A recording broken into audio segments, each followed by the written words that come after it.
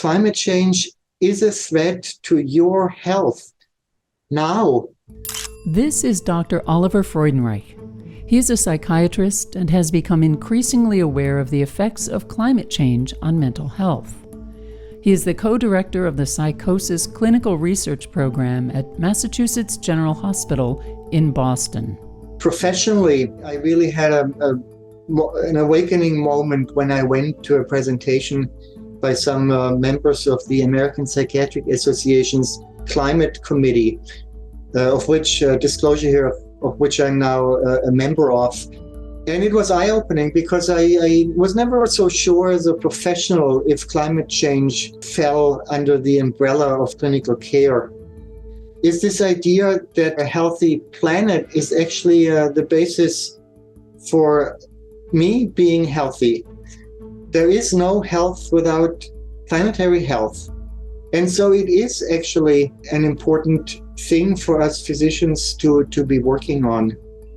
Very important connections between climate and mental health. In our current 24-hour news cycle, we are confronted almost every day with changes taking place in our respective climates. Stories of rising temperatures, flooding, wildfires, and air quality warnings are frequent and alarming, and can be the cause of increased levels of anxiety. Is there a right or wrong way to talk about climate change to balance clients' anxieties around what for some is a serious existential threat in a way that can help clients avoid being consumed by anxiety and mental health struggles? If you're not worried, you're not going to take any action, right? So there needs to be some healthy amount of suffering for you to take an action to change course. And how do you get there without overwhelming people? For some people, it is overwhelming, and it may actually be, and this is interesting because I dismissed this for a long time. The psychologists have been writing about this much longer than psychiatry. I'm here as a psychiatrist, not a psychologist. And I think it comes from the recognition that they were seeing people in therapy that are already very consumed with this idea that the world is coming to an end and we're all going to die. And it has become, I think, really an issue for therapy for a lot of people. And you got to get this right. You can't overwhelm people. On the other hand, pretending that there's not a problem is also the problem. I do struggle with this. And sometimes, if people don't have the resilience and the internal or external ways to manage potentially getting overwhelmed by it, you probably cannot bring it up and shouldn't bring it up. But I would be remiss as a physician to not point out that, you happen to be on antipsychotics. Man, the heat wave that's coming, we need to prepare you for this. So there's many ways as a physician that I need to prepare people for.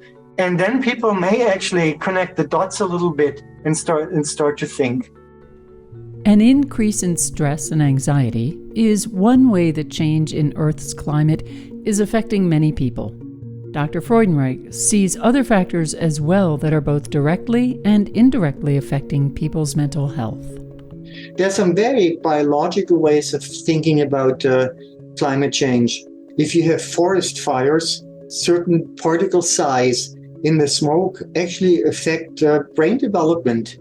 There are interesting examples of heat waves, temperature, and increase in suicide risk that we don't fully understand. Another example, people have to leave the country that they live in and become refugees or immigrants to another country with all its stressors, potentially with the stigma, with the prejudice, and the downstream mental health effect that this status of being a migrant, for example, unwelcome in another country brings with it.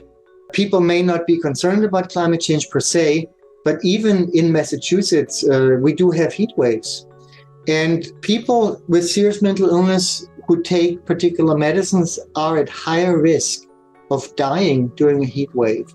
So heat wave preparedness, educating people about the risk and what they can do to mitigate this risk during a heat wave is something that I do one-on-one as a physician with the patient sitting in front of me. But we also had an intern gave talks to groups of patients and to group homes in our communities about heat wave preparedness. Despite the serious nature of what Dr. Freudenreich presents, he sees a path to meaningful change and offers specific recommendations for the so-called 3 Ps of climate action. They are personal, professional, and political. Personal and political actions might be more obvious. Falling into the personal category is accepting the reality of the crisis we're in, educating yourself, and then springing into action.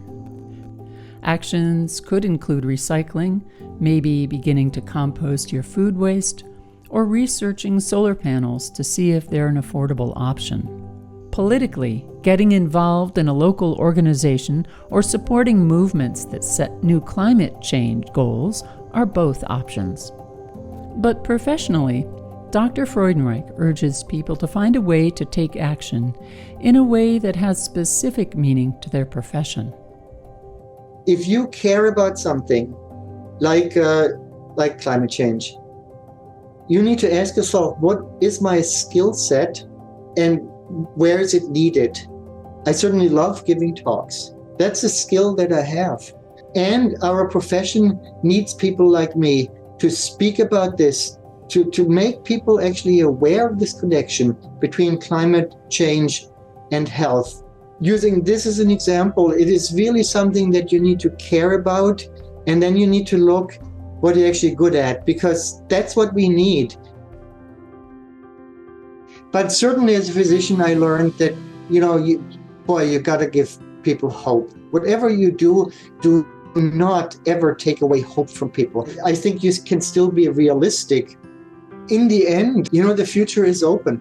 We do not know the future. And some of these doomsday scenarios are just possibilities.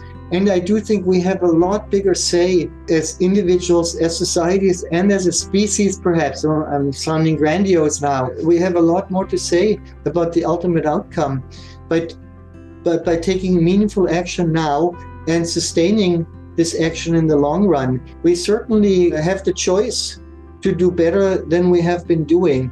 And this idea of action being action towards a hopeful future, I think is really important.